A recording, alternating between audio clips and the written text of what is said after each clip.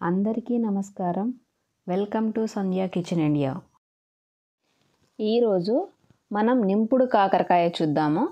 దానికి ముందుగా కాకరకాయలు కోసుకొద్దాం. నింపుడు కాకరకాయకి చిన్న చిన్న కాయలే బాగుంటాయి. చిన్నవి దొరకని పక్షంలో పెద్దవైనా చేసుకోవచ్చు. ముందుగా కాకరకాయలకి పైన ఉన్న పీల్ని లైట్గా తీసివేయాలి.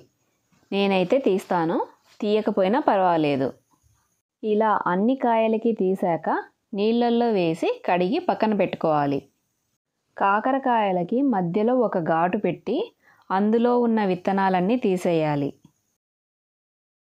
స్టఫింగ్ పెట్టడానికి విత్తనాలు ఉంటే పట్టదు కాబట్టి నేను విత్తనాలు తీస్తున్నాను. విత్తనాలు ఇష్టంగా తినేవాళ్ళు చివరగా వేసుకోవచ్చు. తీసి పక్కన పెట్టుకోండి.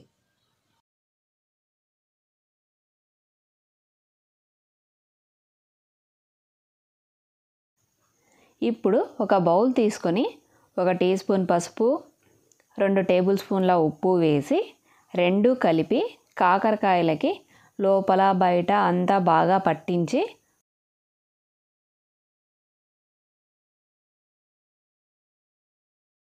అరగంట పాటు పక్కన పెట్టుకోవాలి. ఇలా చేయటం వలన కాకరకాయలలో ఉన్న చేదంతా పోతుంది. అరగంట తర్వాత కాకరకాయల్ని పిండితే అందులో నుండి నీరు వస్తుంది.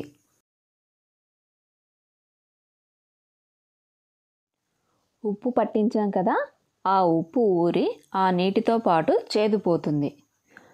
మొత్తం చేదు పోతుంది అని మాత్రం అనుకోకండి, కొద్దో గొప్ప ఉంటుంది. అది కాకరకాయ లక్షణం. స్టవ్ పై ప్యాన్ పెట్టి 2 టేబుల్ స్పూన్స్ ఆయిల్ వేసి వేడయ్యాక కాకరకాయలను వేసి 10 నుండి 15 నిమిషాల పాటు వేయించుకోవాలి. కాకరకాయలు వేగేలోపు మనం స్టఫింగ్ మసాలా తయారు చేసుకుందాం.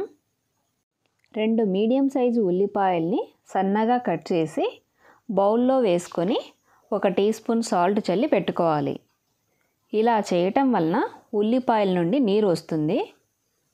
అందులోకి మసాలా పౌడర్ వేస్తే అది ముద్దలాగా తయారవుతుంది. స్టవ్ పై ప్యాన్ పెట్టి 1 డ్రాప్ నెయ్యి వేసి 10 ఎండుమిరపకాయలు, 1 టీ స్పూన్ జీలకర్ర, 1 టీ స్పూన్ ధనియాలు వేసి వేయించి పక్కన పెట్టుకోవాలి.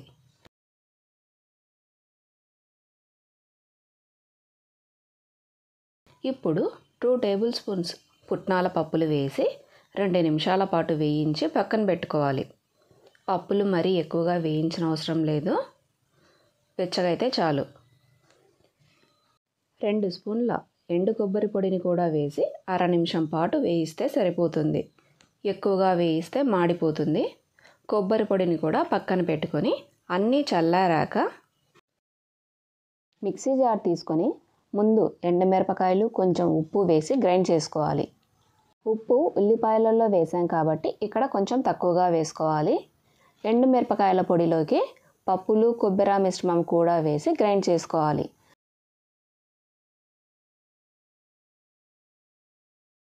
వేసి మరోసారిగా 10 వెల్లుల్లి రెబ్బలు వేసి మరోసారి గ్రైండ్ చేసుకొని మనం ముందుగా కట్ చేసి పెట్టుకున్న ఉల్లిపాయలలోకి వేసి బాగా కలపాలి.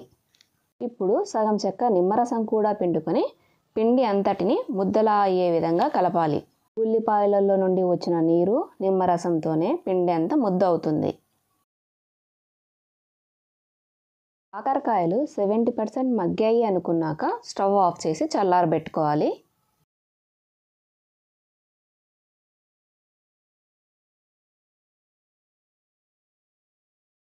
ఇప్పుడు మనం ముందు మగ్గించి చల్లారబెట్టుకున్న కాకరకాయలలోకి మసాలాను కూరి పెట్టుకోవాలి. ఇలా అన్నీ పెట్టుకున్నాక ముందు వేయించుకున్న ప్యాన్లోనే మిగిలిన నూనెకి ఇంకొంచెం నూనె పోసి చేసుకున్న కాకరకాయలు పెట్టి అన్ని వైపులా తిప్పుకుంటూ వేయించుకోవాలి. స్టఫింగ్ మసాలా మిగిలితే దోశలపై చల్లుకొని తింటే చాలా బాగుంటుంది. కాకరకాయ అన్ని వైపులా వేగాక స్టవ్ ఆఫ్ చేసుకోవటమే. అంతే అండి, నింపుడు కాకరకాయ ready. Thanks for watching my video. Please like, share and subscribe to my channel. Thank you.